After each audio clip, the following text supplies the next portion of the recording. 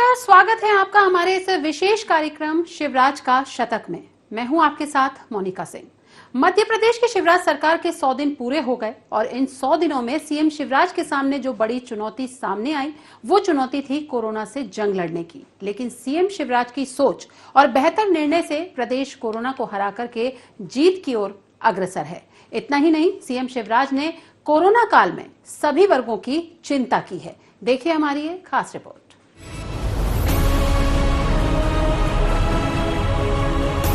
शिवराज सरकार के 100 दिन पूरे हो गए हैं। सीएम शिवराज ने मुख्यमंत्री के तौर पर चौथे कार्यकाल के 100 दिन पूरे कर लिए हैं। सीएम शिवराज पहली बार 29 मई को 2005 में सूबे के मुख्यमंत्री बने थे। इसके बाद वह 12 दिसंबर 2008 में दूसरी बार सीएम बने। इसके बाद 8 दिसंबर 2013 को शिवराज ने तीसरी बार सीएम पद की शपथ ली थी। सीएम शिवराज ने 23 मार्च 2020 को चौथी बार मध्य प्रदेश की जिम्मेदारी संभाली। शिवराज सिंह चौहान ने जिस दौर में मुख्यमंत्री का पद संभाला तब सूबे में कोरोना का कहर चरम पर था। कोरोना के लगातार बढ़ते मरीज सरकार के लिए चिंता बने हुए थे, लेकिन सीएम शिवराज ने ऐसे महत्वपूर्ण फैसले लिए जिसका नतीजा आज हम सबके सामने है। लॉकडाउन के वक्त हर जिले में कोविड संक्रमण की रोकथाम के लिए जिला कलेक्टर की अध्यक्षता में एक जिला क्राइसिस मैनेजमेंट ग्रुप का गठन किया गया। कंटेनमेंट एरिया की निगरानी के लिए ड्रोन, सीसीटीवी और अन्य उपलब्ध आधुनिक उपकरणों का इस्तेमाल किया गया। अत्यावश्यक सेवाएं और भोजन व्यवस्था के लिए अलग अलग हेल्पलाइन संचालित करने का फैसला लिया गया। इसके अलावा सीएम ने उत्कृष्ट कार्य करने वाले पुलिसकर्मियों को कर्मवीर पदक, स्वास्थ्य अमले, अन्य अधिकारी कर्मचारियों को कर्मवीर सम्मान दिए जाने का फैसला लिया। इसके लिए मुख्यमंत्री कोविड योद्धा कल्याण योजना लॉन्च की गई।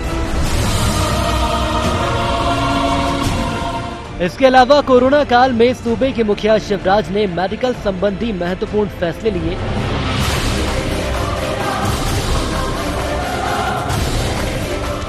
कोरोना से जंग लड़ने के लिए IITT फ्रेमवर्क आधारित नई रणनीति बनाई। कोरोना पॉजिटिव पाए जाने पर सरकारी अस्पतालों और मेडिकल कॉलेजों में सभी वर्गों को निःशुल्क इलाज देने की व्यवस्था की गई और प्रदेश में जीवन अमृत योजना के तहत रोग प्रतिरोधक क्षमता बढ़ाने वाला आयुर्वेदिक काढ़ा ग्राम पंचायतों और नगर निकायों के जरिए घर घर तक पहुंचाया। भोपाल और इंदौर में नॉन कोविड मरीजों के लिए संजीवनी टेली हेल्थ सर्विस लॉन्च की गई। इसके साथ ही प्रदेश में सभी जिलों में फीवर क्लिनिक की स्थापना करने का फैसला लिया गया, जिसका नतीजा एक्टिव मरीजों की संख्या लगातार कम हो रही है। एमपी का रिकवरी रेट बेहतर हो रहा है, यानी 77% से अधिक होकर एमपी एक्टिव मरीजों की संख्या में देश में 12वें स्थान पर पहुंच चुका है। और आज हम संक्रमितों की संख्या के मामले में देश में बड़े राज्य में 12वें नंबर पर हैं। पहले चौथे पे थे। हमारे यहां संक्रमित होने की दर लगातार घटती जा रही है। रिकवरी रेट हमारा 77% है, मतलब 77% लोग स्वस्थ होकर जा चुके हैं। एक्टिव केस हमने नियंत्रित कर रखे हैं और व्यवस्थाएं अपनी नीचे तक मजबूत बनाने का हमने प्रयास किया है। अब जिलों में भी कम से कम 10 बिस्तर का आईसीयू, 10 बिस्तर आईसीयू के हमारे तैयार है। नीचे तक मजबूत ढांचा खड़ा करने की कोशिश की है। प्राइवेट अस्पतालों का भी सहयोग लिया है। आज इंदौर हो, भोपाल हो, हम बहुत बेहतर स्थिति में। वहीं 100 दिनों में सीएम शिवराज ने निर्धन, कमजोर और मजदूरों की चिंता की। सभी प्रकार के सामाजिक सुरक्षा पेंशन का 2 माह पहले भुगतान किया गया। मुख्यमंत्री प्रवासी मजदूर सहायता योजना के तहत मध्य प्रदेश के असंगठित क्षेत्र के अन्य राज्यों में फंसे मजदूरों के खातों में 1,000 रुपए की राशि डाली गई। मध्य प्रदेश में लॉकडाउन के कारण फंसे अन्य 22 राज्यों के 7,000 प्रवासी मजदूरों को भी प्रति मजदूर 1,000 रुपए दिए गए। प्रदेश में संबल यानी मुख्यमंत्री जन कल्याण योजना की रीलॉन्चिंग की गई। संबल योजना के तहत असंगठित श्रमिकों को सामान्य मृत्यु की दशा में 2 लाख रुपए की अनुग्रह राशि, दुर्घटना में मृत्यु होने पर 4 लाख रुपए और स्थायी अपंगता की हालत में 2 लाख रुपए सहायता राशि, मृत्यु होने पर श्रमिक के उत्तराधिकारी को तत्काल 5,000 रुपए की अंत्येष्टि सहायता, पंजीकृत श्रमिकों के परिवारों को मुफ्त चिकित्सा सुविधा एवं महाविद्यालय स्तर तक मुफ्त शिक्षा की सुविधा। इस योजना के तहत मजदूर परिवार को मासिक बिजली बिलों में राहत दी गई। वहीं 100 दिन के भीतर शिवराज सरकार ने सार्वजनिक वितरण प्रणाली के संबंध में महत्वपूर्ण निर्णय लिए। राष्ट्रीय खाद्य सुरक्षा अधिनियम के अंतर्गत पात्र परिवारों को 1 महीने का राशन निःशुल्क दिए जाने का फैसला कई गरीबों के लिए उम्मीद की किरण बनकर के आया। देखिए हमारी एक खास रिपोर्ट। राष्ट्रीय खाद्य सुरक्षा अधिनियम के अंतर्गत पात्र परिवारों को 1 महीने का राशन निःशुल्क दिए जाने का फैसला। मध्य प्रदेश के राशन कार्ड धारियों को भारत सरकार के पैकेज के मुताबिक 3 माह तक प्रति व्यक्ति 5 किलो राशन और प्रति माह हर परिवार को 1 किलो दाल का निःशुल्क वितरण। सूबे के ऐसे 32 लाख से अधिक परिवार जिनके पास राशन कार्ड नहीं है लेकिन वे गरीब हैं, ऐसे परिवारों को कोरोना कोटा के तहत अतिरिक्त खाद्यान्न वितरण किया गया। प्रदेश में रुके हुए दूसरे राज्यों के श्रमिक और प्रदेश में लौटे बाहर से श्रमिक और प्रदेश के एक से दूसरे जिले में गए हुए ऐसे श्रमिक जिनके पास राशन कार्ड नहीं, इनके लिए आत्मनिर्भर भारत योजना के तहत मई और जून यानी 2 महीने के लिए प्रति सदस्य 5 किलो गेहूं और 1 किलो दाल चना निःशुल्क वितरित। 9 जून को सीएम शिवराज ने वीडियो कॉन्फ्रेंसिंग के जरिए वितरण की शुरुआत की। गौरतलब है कि शिवराज सरकार ने सभी प्रवासी मजदूरों को बस ट्रेन के जरिए घर पहुंचाया। इतना ही नहीं, लॉकडाउन की वजह से प्रदेश लौटे मजदूरों को रोजगार उपलब्ध कराने 22 मई को सबको मिलेगा रोजगार अभियान शुरू किया। इसके अंतर्गत डोर टू डोर सर्वे कर परिवारों का पंजीयन कर जॉब कार्ड उपलब्ध कराया गया। प्रवासी मजदूरों को सूबे में ही रोजगार देने रोजगार सेतु पोर्टल का निर्माण किया गया।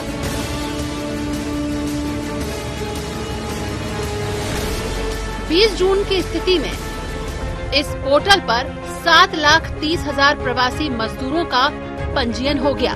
सरकार ने प्रवासी मजदूरों के कल्याण के लिए प्रवासी मजदूर आयोग बनाया है।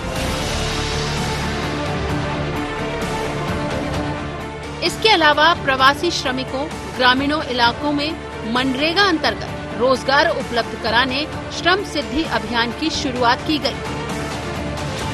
इस अभियान के तहत ग्रामीण क्षेत्रों में ऐसे मजदूर जिनके पास जॉब कार्ड नहीं है, उनके जॉब कार्ड बनवाकर प्रत्येक मजदूर को काम दिलाया जाएगा।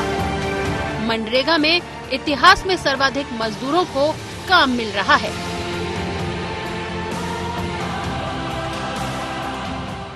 शिवराज सरकार ने गरीब मजदूर के अलावा महिलाओं की भी चिंता की। सरकार ने घर बैठी महिलाओं को रोजगार दिया, लिहाजा ये महिलाएं अपनी लगन और मेहनत से मास्क बना रही हैं। सरकार की यह पहल महिलाओं को आत्मनिर्भर बनाने में कारगर साबित हो रही है। देखिए हमारी ये खास रिपोर्ट।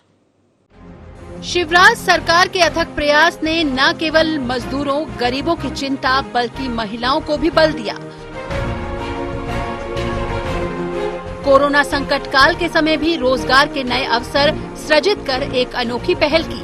सरकारी विद्यालयों में पढ़ने वाले विद्यार्थियों के लिए नए शैक्षणिक सत्र की स्कूल यूनिफॉर्म बनाने का काम प्रदेश की स्व सहायता समूह के माध्यम से किया जा रहा है।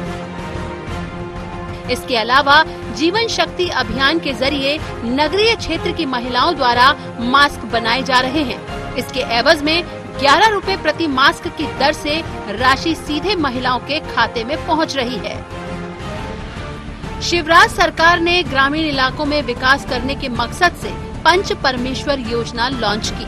इसके अंतर्गत 14वें वित्त आयोग की 1555 करोड़ रुपए की राशि जारी की गई। इस राशि में से 75% राशि नवीन अधोसंरचना कार्यों में, 10% पेयजल व्यवस्था संबंधी कार्यों में, 7.5% संधारण कार्यों में और 7.5% कार्यालयीन व्यय पर खर्च की जाएगी। कोरोना काल में शिवराज सरकार ने अन्नदाताओं के हित में महत्वपूर्ण निर्णय लिए। उपज की राशि सरकार ने किसानों के खातों में डाली। इतना ही नहीं, आम जनता को सरकार ने बिजली के बिलों में बड़ी रियायत भी दी है। देखिए हमारी एक खास रिपोर्ट।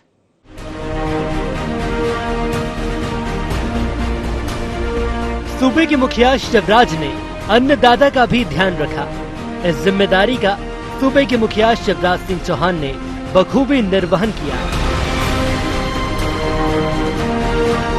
साल 2018 व 19 के खरीफ एवं रबी फसलों के लिए फसल बीमा राशि के रूप में 2200 करोड़ रुपए का प्रीमियम भुगतान, तदनुसार 2990 करोड़ रुपए का बीमा किसानों को भुगतान किया।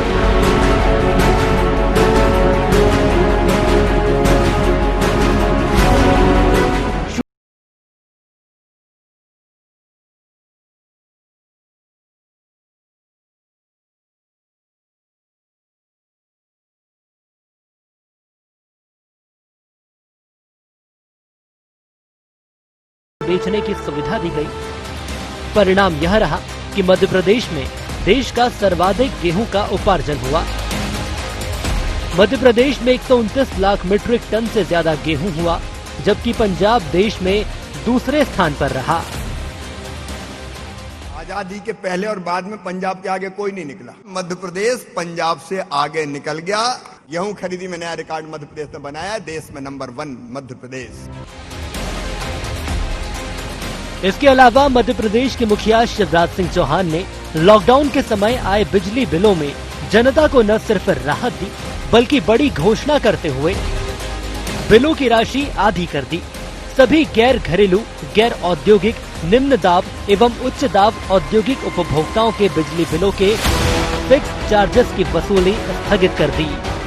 ऐसे घरेलू उपभोक्ता, घरों में बिजली जलाने वाले, जिनके बिजली के बिल अप्रैल माह में 100 रुपए से कम आए थे, किंतु मई, जून, जुलाई माह में जिनके 100 से अधिक आए, ये 100 रुपया बिजली का बिल देने वाले, संबल के हितग्राही, इनके भी काम धंधे ठप रहे। इसलिए 2 महीने मई और जून का बिल उनसे 100 रुपए के स्थान पर केवल 50 रुपया लिया जाए।